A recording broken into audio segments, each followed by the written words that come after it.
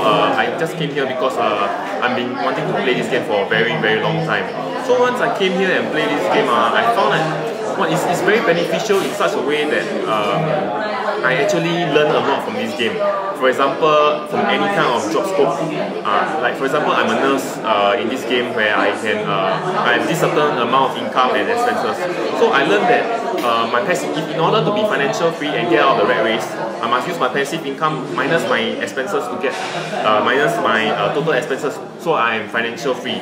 So I get out of the rat race. So this tells me that what can I do in my current situation now on how I can be financial free just by playing this game.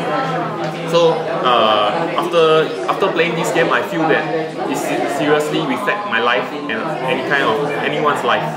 So I'm definitely very happy with this game, and I would like to play a lot of times in future. Thank you.